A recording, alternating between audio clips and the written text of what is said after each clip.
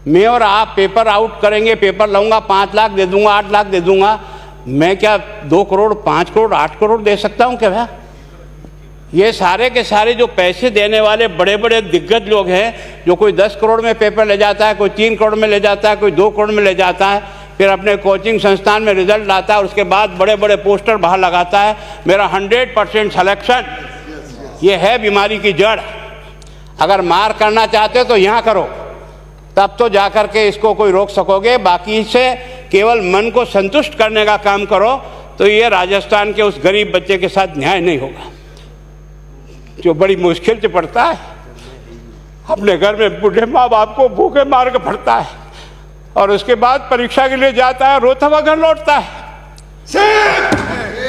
क्या दुख नहीं होता है? हम लोगों के मन में कोई रहम नहीं है कि आखिर उस बच्चे का क्या होगा जो अपनी बड़ी पीड़ा के साथ पढ़ रहा है।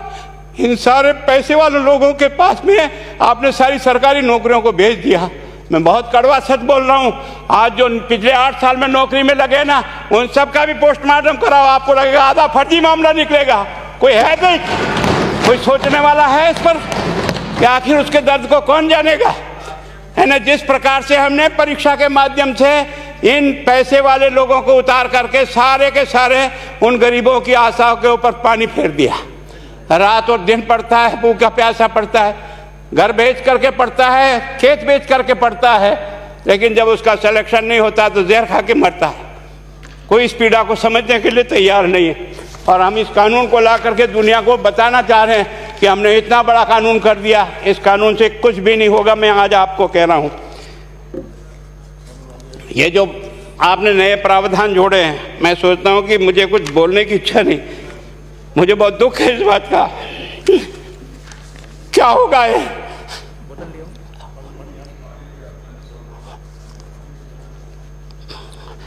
किस तरह की गैंग पाल ली हमने? पानी पिला दो है ना। मैं उस दिन भी पूछा था कि मैंने कहा ये शिक्षा संकुल पे है, जिन लोगों को ड्यूटी पे लगाया, इसको लगाने वाला दोषी कौन है, जिसके कारण से पेपर जो है ना काट करके निकाल दिया। ये तो ठीक है, भाग्य हमारा अच्छा था कि सवाई माधोपुर की घटना छूट गई और एसओजी को उसमें हाथ में लग करके कुछ केस लग गया। अगर वो केस नहीं लगता तो आज आपकी सारी नौकरी पर इन सब बड़े बड़े दलालों के स्कूल में पढ़ने वाले बच्चे होते और मेरा गरीब का बच्चा अपना घर लौट के जाता। क्या दुर्भाग्य है। और इस कारण से केवल इसके लिए खुश मत हो जाओ कि हमने कानून बहुत सख्त बना दिया इसलिए अपराधी रुक जाएगा। नहीं, सिस्टम को बदलना होगा, ये परीक्षा का सिस्टम चेंज करना होगा। मैं सोचता हूँ कि क्या हम इतने अक्लमंद बैठे हैं, क्या इस व्यवस्था को चेंज नहीं कर सकते? क्या एक ही पेपर हर राजस्थान में 20 लाख बच्चों को दिया जाए? क्या इसका कोई ऑल्टरनेट नहीं हो सकता? इसका ऑल्टरनेट सोचना चाहिए कि हम परीक्षा को टुकड़े टुकड़ों में कैसे कर सकते हैं। जिले के अनुसार पेपर नहीं, एक नहीं हम 25 पेपर बना सकते हैं। कौन से सेंटर पर कौन सा पेपर जाएगा कोई तय नहीं करेगा कौन सा जाएगा, और हम जो इच्छा होगी उस सेंटर पे वो पेपर भेजेंगे। और ये जितने भी प्राइवेट कॉलेजों में आपने सेंटर बना रखे उनको बंद करो, इनको तुरंत बंद करिए एक ऑर्डर से। जितने भी सरकारी विद्यालय है और सरकारी नौकर ही एग्जामिनर बनेगा और एग्जामिनेशन करेगा, तब तो आप इसको बचा पाओगे। ताकि आप और मैं कितने भी कानून बदल कर दें, आपका वो जांच करेगा, आपका वो अधिकारी आएगा।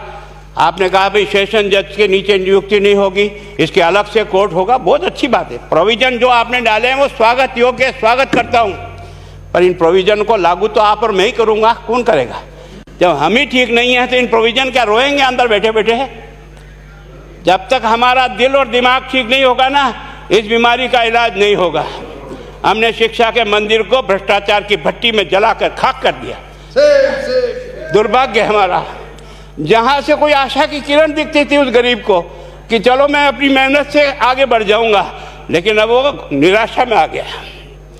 उसको लगा कि अब कोई रास्ता नहीं है। और इस कारण से मैं सोचता हूं कि आप जिस भावना से लाया, मैं आपकी भावना की इज्जत करता हूं, लेकिन केवल आपकी भावना इन बेईमानों को नहीं रोक सकेगी। इसको रोकने के लिए हमको सिस्टम को बदल करके और तुरंत उस पर ध्यान करना चाहिए। कानून 302 का बना हुआ है, क्या मर्डर रुक गए? आप भी जान रहे हो, रोज के रोज पोक्सो कोर्ट में आजीवन कारावास हो रहा है। क्या व्यभिचार रुक गया है? अपराधी को दंड मिल सकता है, अपराध बंद नहीं हो सकता है। अपराध बंद करने के लिए जो सिस्टम होते हैं उस सिस्टम में चलो। एकमात्र इस देश में भ्रष्टाचार की भट्टी में देश जल रहा था, केवल और केवल एक तरह से प्रत्येक व्यक्ति का खाता खुलवाकर देश के प्रधानमंत्री में सारा का सारा बेनिफिट उसका सीधा खाते में डाला। बेईमानों को चोट लगी नहीं लगी। उस तरफ अपना दिमाग बचाओ, उस तरफ अपना दिमाग लगाओ। किस बीमारी का इलाज कहाँ है और कैसे हो, इस बारे में चिंता करने की कोशिश करो। मैं कई बार इधर सीकर और इधर गया तो मैं सोचता हूँ कोचिंग संस्थान की बिल्डिंग देखें ना तो टोपी गिर जाए नीचे से। क्या चीज़ है यार, भगवान ने क्या लक्ष्मी वहीं बरसाई है। और जो बाकी संस्थाएं हैं उसका कारण यह है कि हमने अपनी दुकान को इतनी कमज़ोर कर दी है कि जहाँ बच्चे अच्छी तरह से शिक्षा लेकर के हम जैसे गरीब पढ़ करके यहाँ आ गए, अब वो रास्ते नहीं हैं। और इस कारण से मेरी बहुत विनम्र प्रार्थना है, इस बीमारी का इलाज चाहिए बच्चे को, कानून से नहीं होगा, कानून के अलावा होगा, और उसमें आप करें। धन्यवाद। Thank you. माननीय मंत्री महोदय।